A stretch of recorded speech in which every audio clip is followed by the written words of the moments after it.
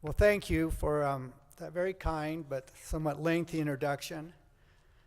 I will report back to the Secretary Vilsack to thank you very much for your video message, so I didn't have to get up here right after Michael's little innovation presentation. You know, it's always a challenge I think it's one of the speaker's responsibilities is to kind of bridge from one presentation to another. And when I heard that he was going to talk about change management, I said, okay, this is something I can deal with. But then after listening to that, I'm struggling a little bit. There's a couple things I do need to clarify. That the title of my position isn't new. It was in 1905 when the agency was created. Congress determined the title. So this business of chief isn't anything new. It's just something that Congress thought was a good idea back in 1905. But some of the other things he was talking about, this business of unmet needs, about leveraging resources, about riding the wave, about being creative in our thinking, it really does fit with what we're about. I really appreciate the time to be here with you today. If nothing else, thank you for the work that you do, the difference that you're making, and I really appreciate our long-term partnership. Yesterday I had the opportunity to be with our joint forestry team for a little while, to be able to hear the work that they're doing, some of their things they're struggling with. And one of the things that they were talking about is to figure out a better way to tell our story, to really start with why. Why is conservation important? Why are forests important? And how do we do a better job to communicate that to the public? Why are forest-related programs, why our conservation programs are so important? So how do we connect with what is important to the public, to landowners, to elected officials? How do we connect with what people are willing to spend their time, their resources, their money, their tax dollars on? And how do we increase the awareness with the American public, our elected officials, our landowners, that forests are essential to our quality of life? How do we increase the awareness that the biomass that needs to be removed, the timber that needs to be removed from these forests, it's essential if we're going to be able to maintain these forests, and it's essential that this work is economically viable so that private landowners will keep their forested lands in forests. How do we share the work that we're doing with partnerships? This concept of collaboration, the difference that it's really making across the landscape. The Secretary talked about the importance of partnerships. And when I look at the progress we've been making over the last 7 years, our budgets have not been going up. In fact, just the opposite. But we're actually getting more done on the ground. And so folks ask, well, how are you doing that? And it's through partnerships. It's about bringing people together, bringing the federal agencies together, working with the states, working with our conservation districts, and making a difference on the ground. I know all of you know the importance of forests. They clean our air. They provide clean water. They provide the wildlife habitat, the biodiversity, the recreational settings. They really provide a lot of the quality of life, the open spaces that we often just take for granted in this country. There was one study that estimated that the value of these public benefits, these ecosystem services, from the nation's forests is anywhere from $96 billion to $5.7 trillion annually. If we could ever really quantify the value of conservation, I'll tell you, our jobs would be so much different. We wouldn't have to be worried about funding. We wouldn't have to be worried about where we're going to get the funding, the money to do this next job. But that's not the case, and it probably isn't going to be for a long time. But the more that we can tell our story, the better off we're going to be.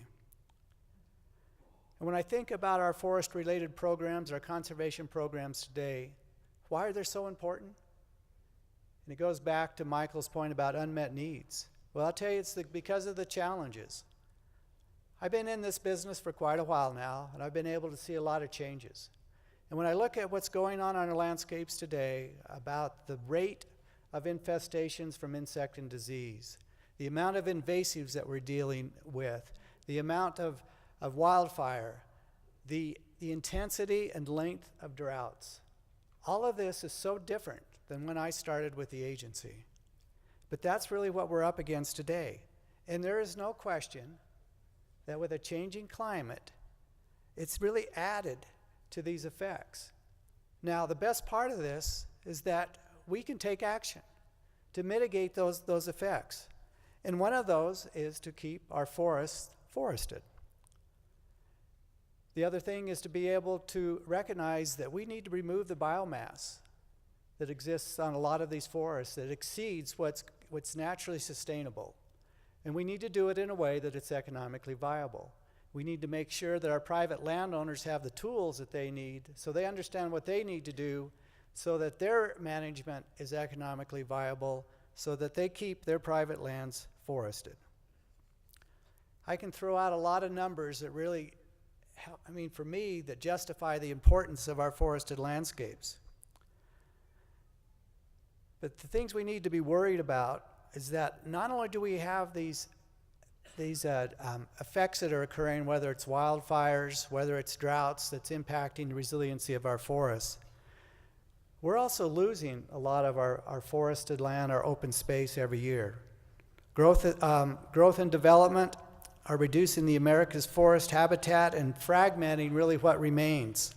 From 2010 to 2060, the United States could lose up to 31 million acres of forested lands to development. Okay, we got a large land base in this country, so what's 31 million? Well, another way to be thinking about that is currently our forests, our nation's forest, they sequester 12 to 14% of our annual CO2 emissions every year. So imagine what our air quality would be like if we didn't have our forests. And they're currently a sink throughout the country, definitely sequestering more carbon. But our research also shows that in our southeast, which is where we have the majority of our forested landscapes, those forests are becoming overly mature. And there's a threat of more and more development occurring. And because of those two situations, that if we don't change that trend, that in the future, we're going to be looking at least regionally, some areas of the southeast, our forests will become a carbon source instead of the carbon sink. But the best thing about that, we know what we're up against. We know what we need to do. We need to continue to be able to expand on our current markets for wood. We need to develop new markets for wood so that we can maintain our forests. We still got a ways to go to get folks to understand that simple concept. When I think about telling our story, and that through the majority of my career, I had to deal with folks that were saying, well, why are you cutting a tree? Yeah, that's a bad thing. Well, today we have the science, we have the data, and we have hundreds of examples that if we don't manage our forests, we lose our forests.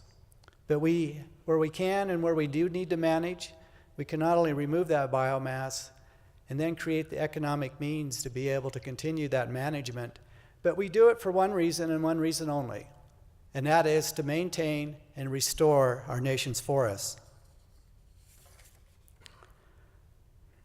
One of the things that's been really helpful over the years is the work through our joint forestry team.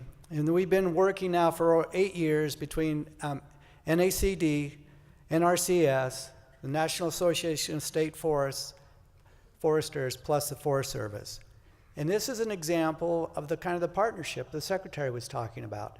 By bringing those 4 groups together, we've been able to expand our work and make a difference on the ground.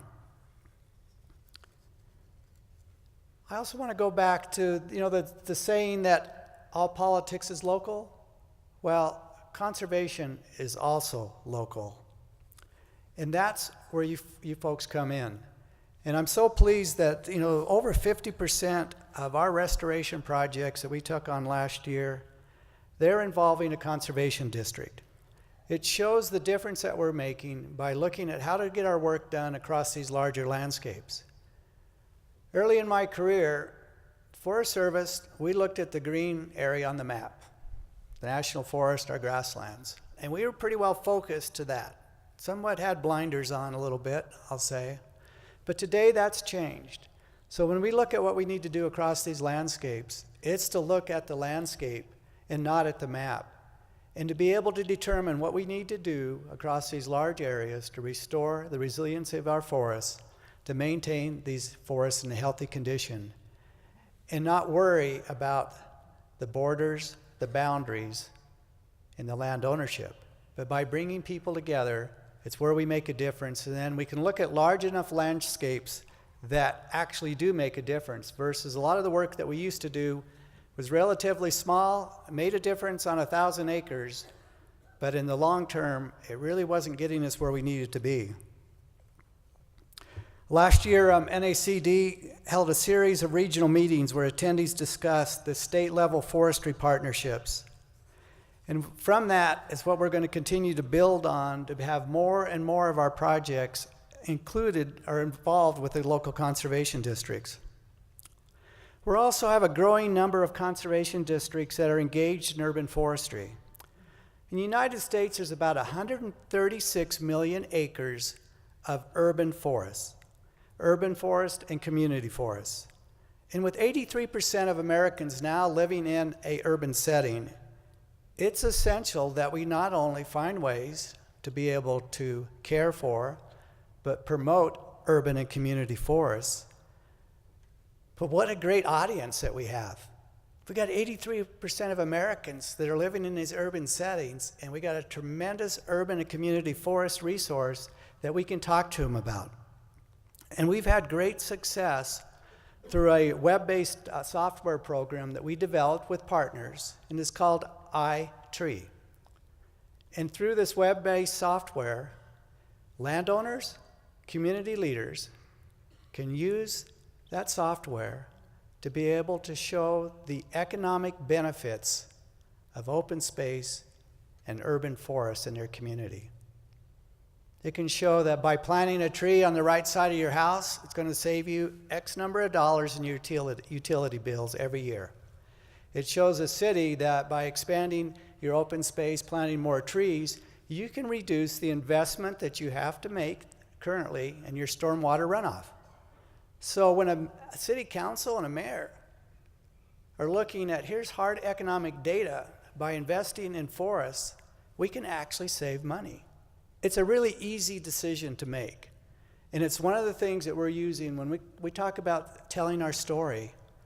We also got to figure out what's important to people. And often, it comes to money. If we can show that we can reduce people's bills, if we can show they can increase the revenue off of their land, it's pretty easy to get folks interested in conservation. 2 years ago, Chief Jason Weller with NRCS and we initiated this new interagency partnership program for landscape scale restoration across these larger multi-land ownership landscapes. And every one of these projects has been a huge success, to the point where we have people lined up wanting, please select us. Please include our project. We've invested in 28 of these projects, and I'll give you just a couple quick examples.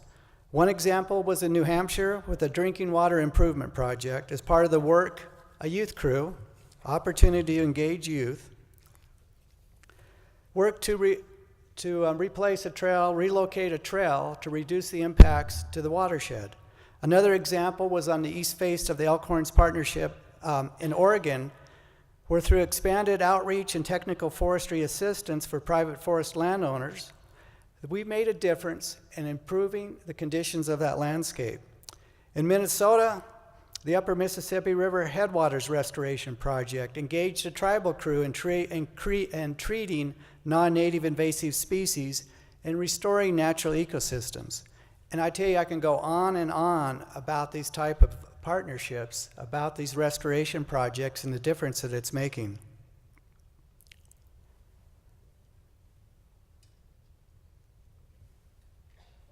Last year, we celebrated the 25th anniversary of the 1990 Farm Bill. And that Farm Bill authorized 3 key Forest Service programs: our Forest Stewardship Program, our Forest Legacy Program, and Urban and Community Forestry. And conservation districts have played a key role in all 3 of these programs and really have made a difference.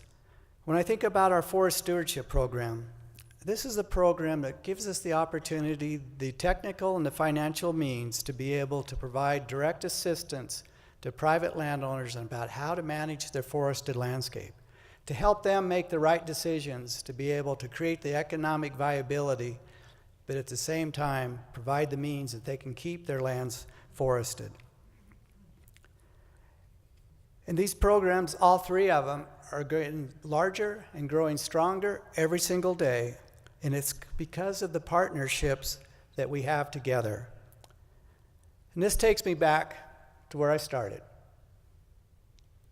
We need to find a better way to tell our story. We need to communicate the true value of America's forests to the next generation of leaders, to students, to our civic leaders, and of course to private landowners. So some of the thinking is that maybe we should switch gears and be asking, what's in it for me? Why should I care? People value what they can measure. People value what's important to them. And so when we talk about telling our story, we have to be okay about understanding our audience. So when we want to talk about the benefits of conservation, the benefits of healthy, resilient ecosystems, the benefits of restoring our nation's forests, we got to be thinking about who we're talking to. We're rolling out a program, and Michael would have enjoyed this. This is a new tool to help us. It's called SMART. Now, who wouldn't be anxious to hear about a tool called SMART? Well, it just happens to be stewardship, mapping, and reporting tool. But it gives us the way to be able to track the differences that we're making, the accomplishments across the land. That's going to work really well for some audiences. But the other thing we got to be able to think about is what connects with the American public. When I talked about people that through conservation, I can reduce the cost of your water bill. By expanding urban forests, I can reduce your utility bill. There's plenty of research that shows with those nice big trees around your home, increases the value of your home. It also shows that it's where people want to shop. Research also shows that in those tree-lined streets, there's less crime. And there is more and more research that these healthy forests, urban and national forests, help reduce health issues in this country. It also, as I go back, cleans our air. And then the other key part about it, conservation equals jobs. A tremendous amount of economic activity is needed for us to be able to carry out our roles to conserve our natural resources. So this is what I want you to think about. Go back to what Michael said, grab the Secretary's message on partnerships, and then for all of us to really think about what is it that we need to be able to tell our story, so that we can convince people that conservation is the right thing. And to be able to talk in a way that it makes a difference to them, so that they're willing to spend their time, their resources, their money, their tax dollars, to be able to make sure that we can continue to conserve our natural resources, and that in the future we'll be able to maintain this incredible forested landscape that we have in this country.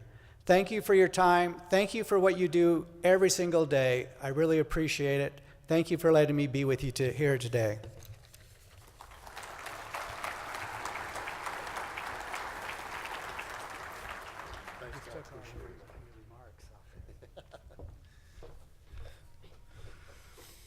Thank you, Chief Tidwell. And now it's my great pleasure to introduce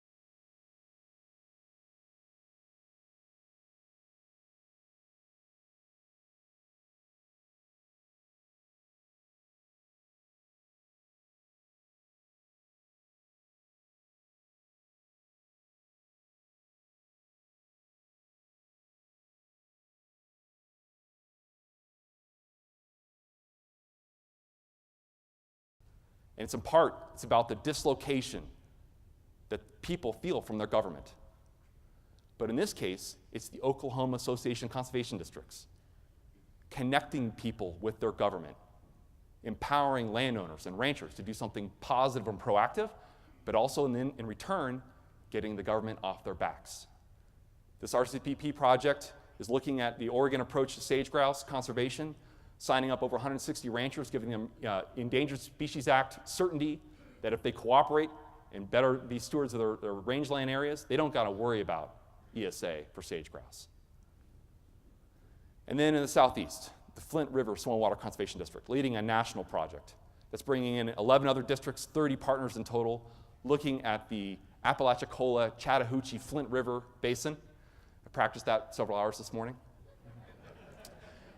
Showing how agriculture can be part of protecting the health of the rivers in this basin that are under a lot of stress, a lot of demand from urban communities for water, but also important for agricultural water use. Talked about partnerships, but we've also, I need to talk a little bit with you guys about some folks who have been left behind. And it's I submit to you, our social and moral responsibility to do what is right. So what this is a map of what we call at USDA the strike force counties. This is an effort where we're, particularly the three service center agencies, NRCS, Farm Service Agency, Rural Development, are trying to collaborate and focus assistance in the most poverty-stricken counties in America. Today, over 45 million Americans, 1 in 7 live in poverty.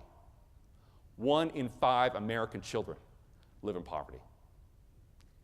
How is that possible? Well, it's our responsibility to do something about that.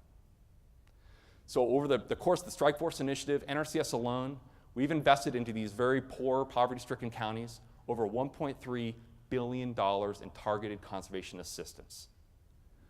At the start of our administration in 2009, this is just looking at socially disadvantaged and limited resource producers, just our financial assistance programs.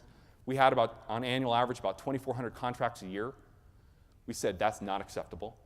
We need to do a better job of outreach, engaging these communities, bringing them in, giving them support, spending the extra time to give them the conservation planning that's needed to get them access to the programs, and then getting them the support they need. Promises made, promises kept. 161% increase in the number of annual contracts we're now putting in place for socially disadvantaged and limited resource producers.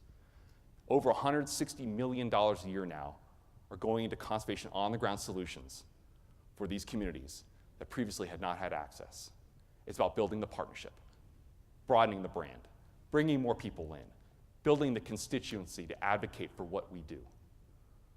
It's working with our tribal partners, tribal communities, like here in the Navajo Nation in southern Utah, the McCracken Mesa Rangeland Project, helping to bring back the health of the range and native grasses for cultural resources, but also for the health of this range, to be more resilient to invasive grasses and to drought.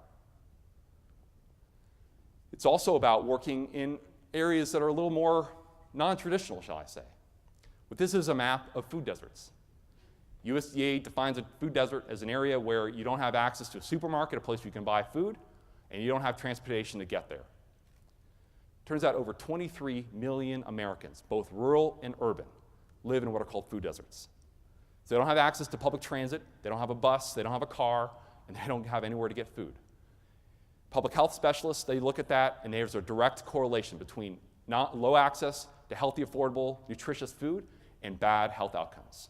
Obesity, diabetes, heart disease, cancer, hypertension.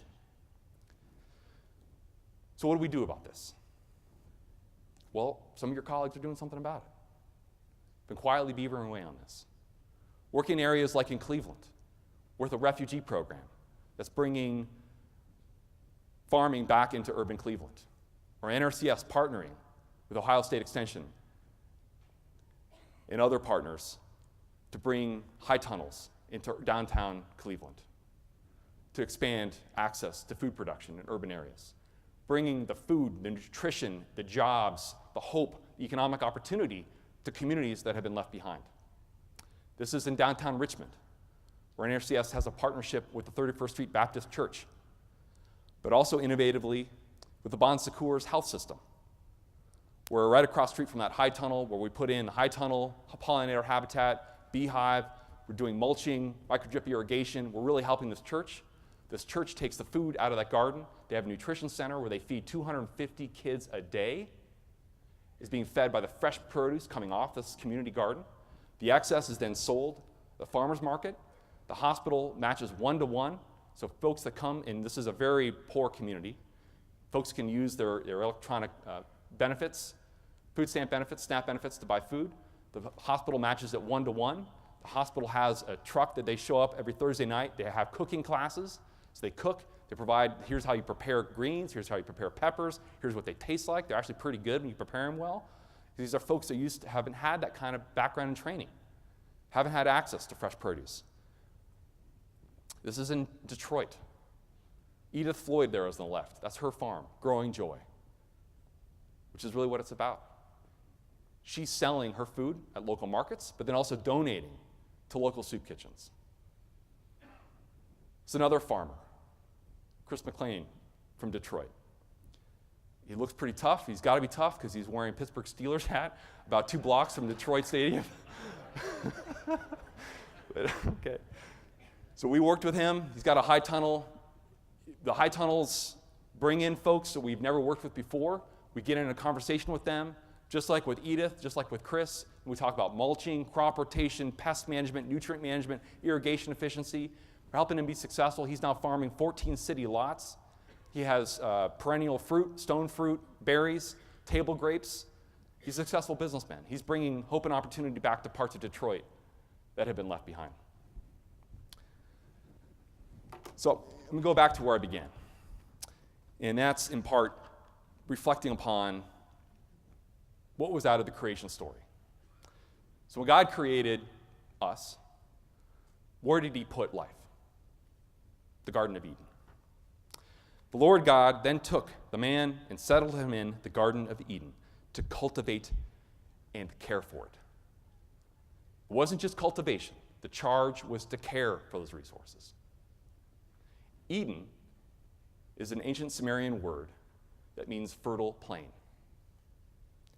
God didn't take life and put it into a botanical garden under glass. The ancients that wrote the creation story understood the fertile plains, the fertile soils, cultivate and nurture life. Nurture, nourish, support.